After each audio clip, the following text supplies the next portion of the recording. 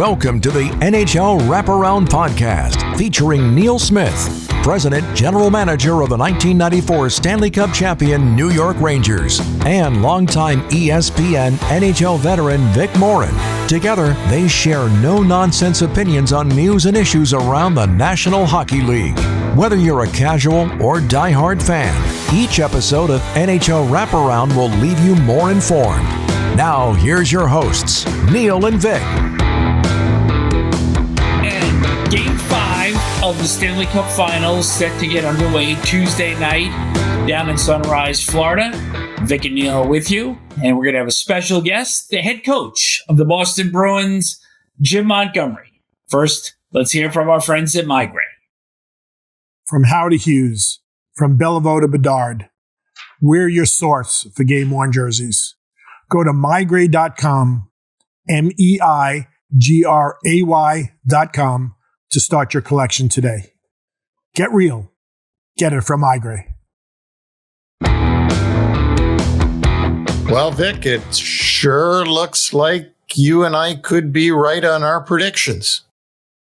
We both had Florida in 5, and Tuesday evening will be the 5th game with the Panthers up 3-1. Of course, they did carry a 3-0 lead into their Game 4 on Saturday night, and that's when everything kind of went off the rails for them a little bit. You know, they fell behind 2-0, got to within 2-1, and Stu Skinner made the big save of the night. Carter Verhaeghe having almost a wide open side and Skinner getting over, and then Dylan Holloway made it 3-1 before the end of the period. And Connor McDavid got his first goal of the series in the first 2 minutes of period number 2. And at that point, you're playing a track meet with the Oilers, and there's no team in the world that can really catch up with Edmonton where they've got everything going. All the discipline went out the door. They took 6 penalties during the course of the evening, including a 2-minute two-man disadvantage when both Matt Tkachuk and Sam Bennett took simultaneous minor penalties. So all in all, if you're going to get it all wrong at once. I expect Florida to completely be buttoned up on Tuesday evening and close out this series. And I think you're right. I've been saying this along with you and along with Eddie Olchuk. We all three of us said the same thing about the Florida Panthers, but I never expected to see what I saw in Game 4. But then again, I didn't expect to see what I saw in Game 3 or Game 2, but then it was from the Oilers. So anxious to see if the Florida Panthers will close it out, Vic. Well, it's my pleasure to bring in the head coach of the Boston Bruins, Jim Montgomery. Thank you so much, Jim, for doing this with Vic and myself. It's an honor to have you on here. Well, Neil, I really appreciate you inviting me on. And Vic, it's nice to meet you, and I look forward to the next little while together. Well, I guess, Jim, you and I had a conversation earlier in the day when we were figuring out how we're going to get together on this podcast. And I mentioned to you that, and not to bring back anything negative, but just to talk to you as a hockey guy about the fact that the 8th place team obviously upset your fantastic team that you had in 2023, but they did it in a way where they came back from a 3-1 deficit. And if Brad Marchand had a breakaway, he didn't score. If he had scored, the series was over, basically. If that had happened, the Florida Panthers, who have played so well this regular season and played so awesome in the playoffs, might have made a lot of changes, thinking, okay, we got bounced in the first round. We got to do things different. Have you ever thought about that? No, I'm not much of a revisionist.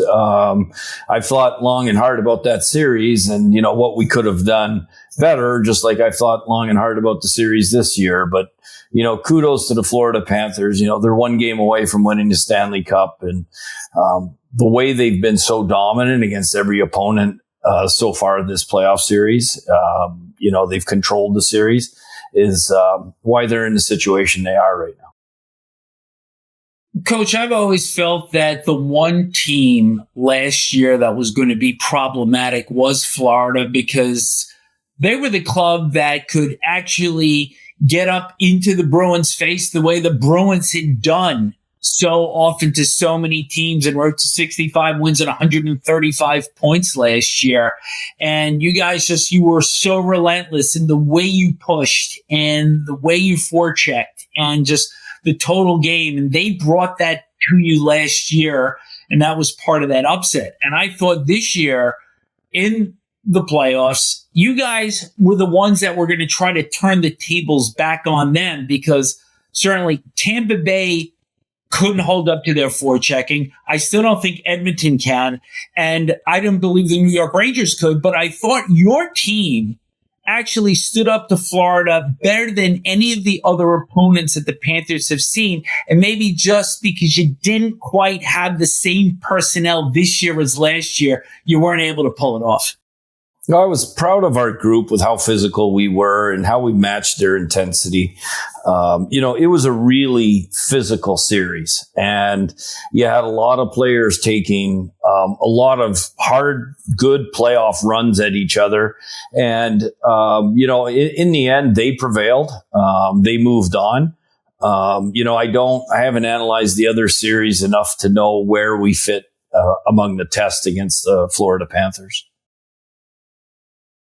Jim, I got to ask you about a couple of players on your team, just because I have a fascination with knowing about different people in the league. I traded Louis DeBrusque to the Edmonton Oilers for Mark Messier.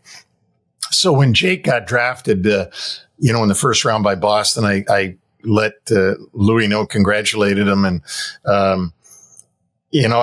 he's had sort of a bizarre time in Boston. I think he's a really good player. I just wanted your feelings on him. I know he's a real good player, but he's at one point he asked for a trade and then he came back around again. And I don't want to put you on the spot, but what's his future with his NHL future?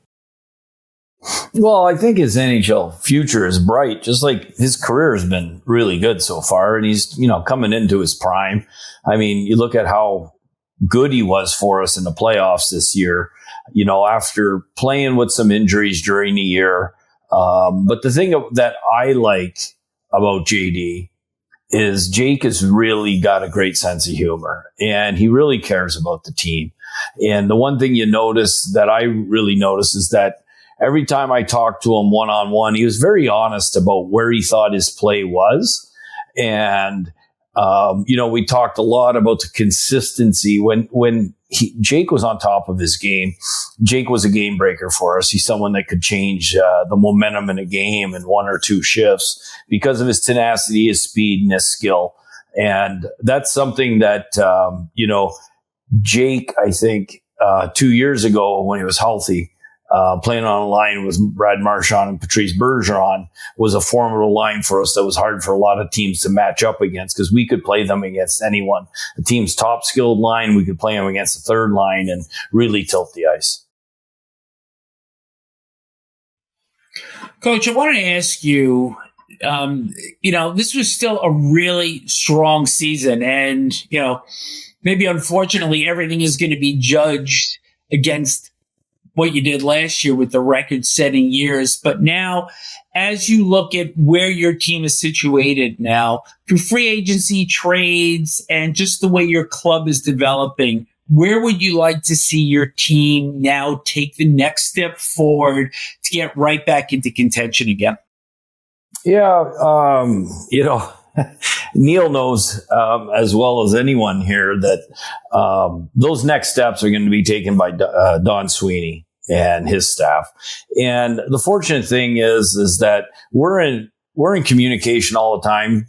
So I understand where he's trying to improve the roster, but it's so hard to dictate where we're going to improve. And I just have a lot of trust in Don and the incredible amount of work he does, and how bright he is, that he's always going to give myself and the staff, the coaching staff, a great opportunity. And I think a lot of people thought this year would be a big step back for the Boston Bruins. And when I mean a lot of people, I think a lot of people in the league did. I think a lot of media people outside the league thought there was a good chance the Bruins would miss the playoffs. And again, I talk about, and it's talked about a lot, is the culture. And when you have leaders that have been here, that wear the spoke B, that take such pride in wearing it, your Brad Marchands, your David Pasternaks, McAvoy, Coyle, Brandon Carlo. There's a lot of players that have been here for a long time that really care about the legacy of being a Bruin. And I think that gives us a leg up on a lot of teams because there's tremendous amount of pride. Where our roster hopefully improves, hopefully we get more skill, hopefully we get more speed, toughness. There's a lot of elements that a team could always use to improve. And I just have a lot of trust in Don Sweeney that he's going to do those things. I just want to ask you about your captains because you talk about culture, and in the 2 years you've been there, you've had two very different types of personalities. And Patrice Bergeron last year, Brad Marchand this year. Can you just share how you relate to them and what differences or similarities they bring to the room with wearing the C on their sweater? Well, the similarities would be their love of being a Boston Bruin, and two would be their competitiveness and how they practice and prepare. The differences would be Patrice Bergeron is such an empathetic, aware human being that he's very aware if someone is down, it's not themselves. It doesn't matter if it's a teammate, even coaches. He knows when you're maybe a little bit off. And it's incredible, his perception that way. And he brings the group together through his empathy and his awareness and people understand how much he cares that way. And I learned a lot from Patrice, and it's something I think that's not only, I think, made me a better coach, but more importantly, made me a better person being around him. Brad Marchand is someone I understand a lot better because he's just incredibly competitive, and his second and third effort on the ice, his willingness, the emotions that he plays with, invigorate the team and lift the team up. He is the guy that drives the emotion bus on the Boston Bruins. And even as captain, he does. And I understand a lot better because when I played, I was much more like Brad Marchand.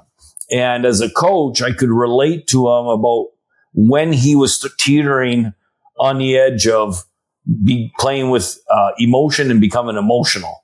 And it's when you're an emotional person, as Brad is, as I am, when you become emotional in games, you're not at your best. I call it becoming obsessive. You obsess so much. You want to be, Brad Marchand wants to be so elite that he obsesses about it and can go the wrong way. So they're both great captains. They both go about it differently, but the same thing happens is they make the team come together. They elevate the group and they make being a Bruin special. Jim, a couple of things that I wanted to ask you about that I'm sure listeners are very interested in. You've got a real good situation in goal because, I didn't really know Swayman until I watched him with you guys and more intently. And boy, it just did some great things for you this season. You've got Allmark, who's could be a number one goaltender on a lot of teams in the league. I know you're not the GM, and I'm not asking you that, but can you talk about those two guys? Because I know how important they are to a hockey team to have one good goalie. You've got two. Yeah, well, I think if you look at the regular seasons we've had over the last 2 years, they're the biggest reason. We've had a number one goalie in the nets every night for 2 seasons in a row. We have the luxury of not playing them tired. We don't have to play them on back-to-backs. We don't have to play them 3 out of 4 nights because we're, diving or driving to make the playoffs. And that affords our team the luxury of playing our game every night, even when we're maybe tired at the end of 3 and 4 on the road. We know that if we don't give up a lot of quality chances, our goaltenders are going to give us every opportunity to win a 1-goal game on the road, especially. Another player that I want to ask you about, because I know how empathetic you are in our conversations that we've had, but how's Milan Lucic doing? I haven't spoken with Luch in a little while. Him and I texted. I went into a restaurant in the North End, and his jersey was up there, and I took a picture of it and I sent it to him. And I know he's doing well, with how he's trying to better himself. And I know that him and I had a lot of text messages and a couple of phone calls checking in on each other, because that's part of the brotherhood, is making sure that one takes after another and we look after each other. Well, it's good to hear. He's been in the league a long time, and it's good to hear that he's doing all right. You tend to forget about these guys once they go off the scene. And it's really not fair. And I know you're very good about not forgetting about people. On a positive note, not that wasn't positive, but you got Jay Leach back in your coaching staff. We did. That must be, we're excited to have Jay back. He's a great teacher. He connects with players really well. His specialty has been developing defensemen, and we're excited, with the decor that we have, which we think is a big strength in our team, him being able to elevate players individually, but more importantly, collectively as a group, offensively and defensively. His, the work he did in, Seattle with the group, and, the season they had 2 seasons ago, and just meeting with him, he has a tremendous amount of energy. And I don't think you can have enough energy during the course of an 82-year grind. It's nice when you have different people on the staff or in the dressing room that can elevate the energy level, because it is a grind during the 82 game regular season. Playoffs are a little easier for everybody to get excited for. Jim, I just want to thank you so much for joining us this afternoon. One final question, because I'm sure you're watching the finals as well. And the last thing Florida wants to do is have to go back to Edmonton for a Game 6. So earlier in the show, when Neil and I did our open, I believe that Florida is going to be buttoned up in a way that we really didn't see in Game 4. What do you think? Yeah, I think, this is going to be Florida's opportunity.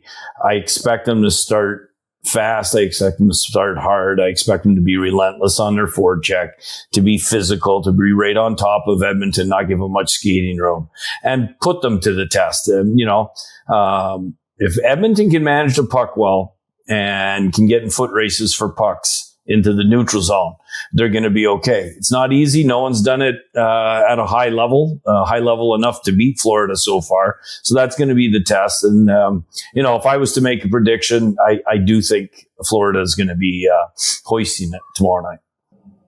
Jim, sounds like all of us on the show, Neil. Yeah, we're all on the same page.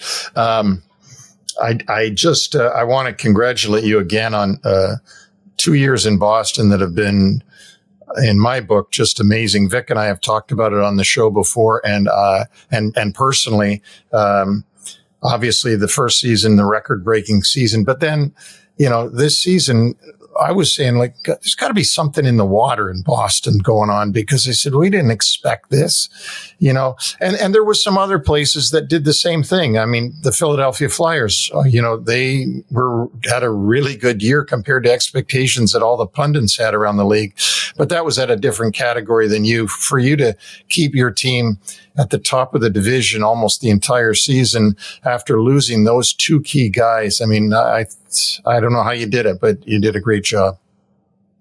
Well, I appreciate it, Neil. And, like I said, I think I'm very, very lucky, and I'm grateful to walk into the Boston Bruins dressing room and have the players that are so committed to getting better.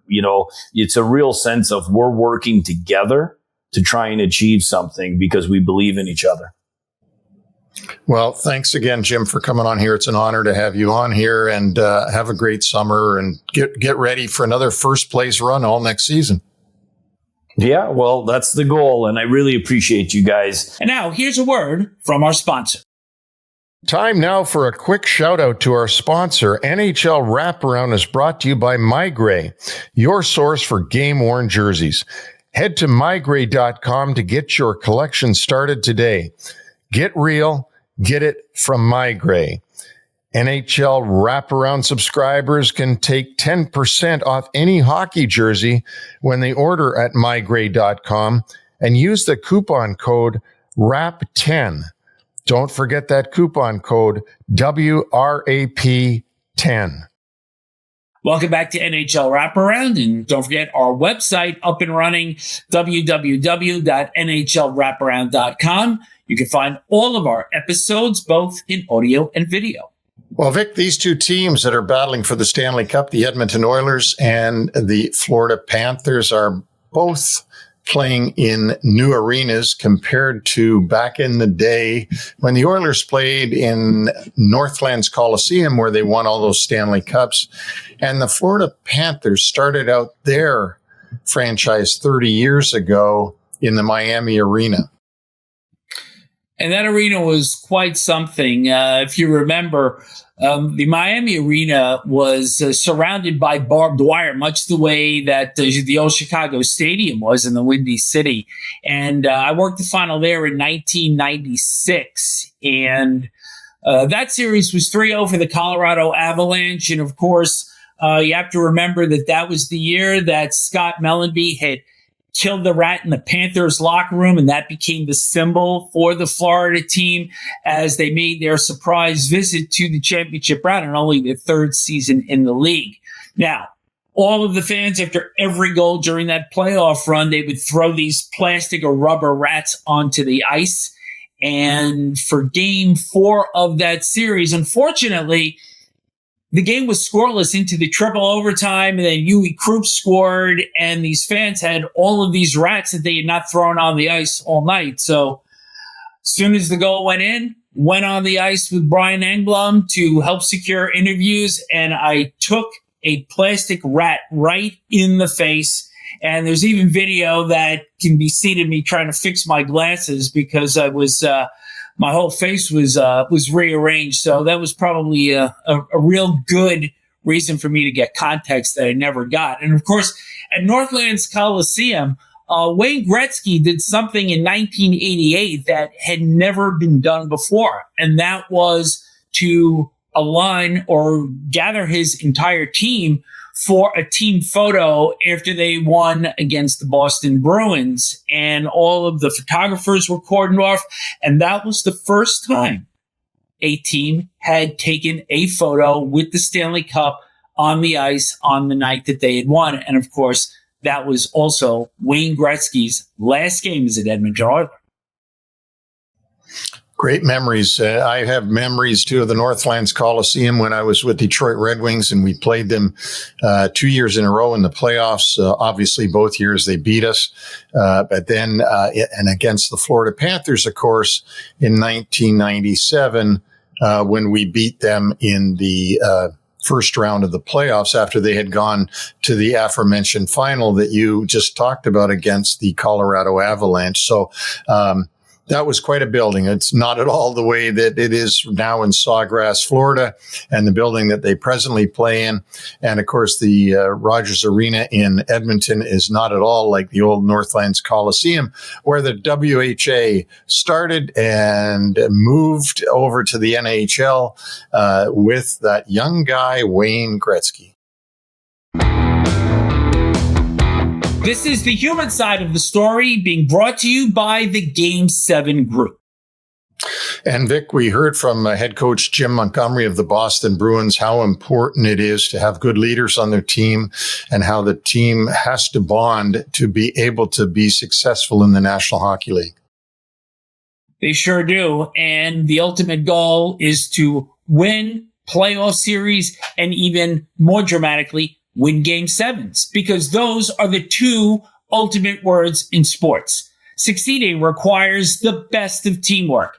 At the Game 7 Group, transforming individuals into cohesive groups allows every team the potential to achieve extraordinary results.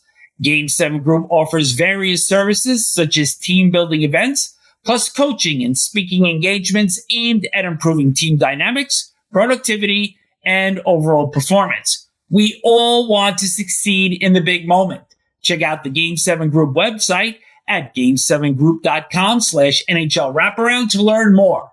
Right now, a special incentive offer awaits our podcast listeners. Take your team to the next step. The Game 7 group will get you there. Just quite an extraordinary conversation with Jim Montgomery, but really his story goes well beyond behind the bench. It sure does. And one of the things that I most admire about Jim Montgomery is the fight that he had off the ice that he is fighting all the time. And he talked about in 2023 when he won the Jack Adams Award, leading the Boston Bruins to that record-setting season. What a speech he gave at the awards. 3.5 years ago, the Dallas Stars terminated my contract because of my struggles with alcohol. And I had to change my actions and behaviors. And that's when my new team, the most important team in my life, is what leads to the success that I live daily right now. To change your actions, and thank you.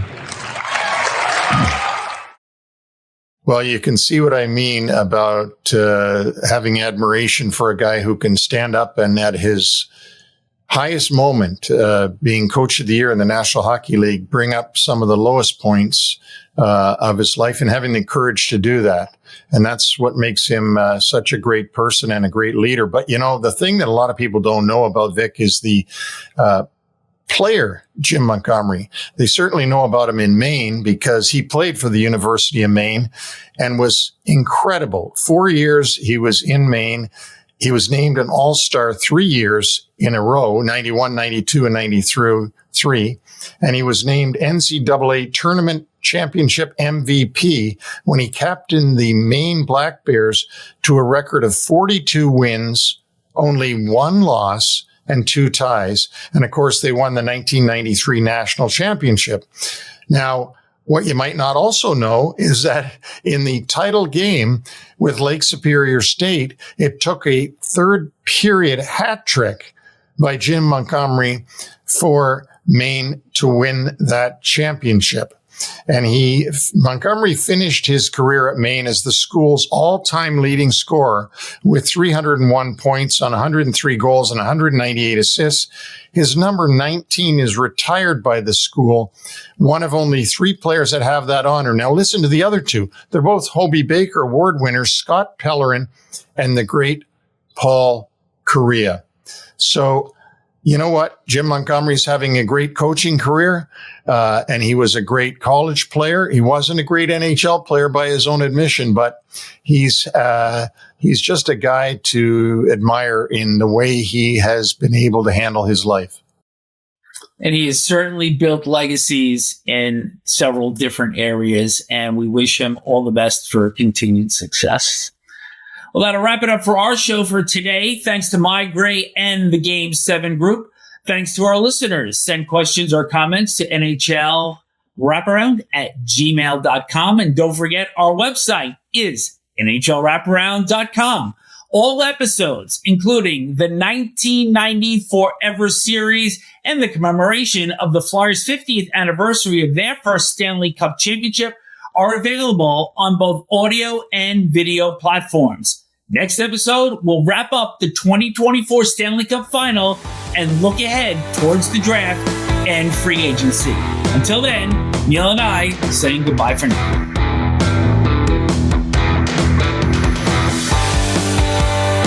Thanks for joining us on the NHL Wraparound podcast. Don't forget to subscribe to stay up to date on all the NHL action.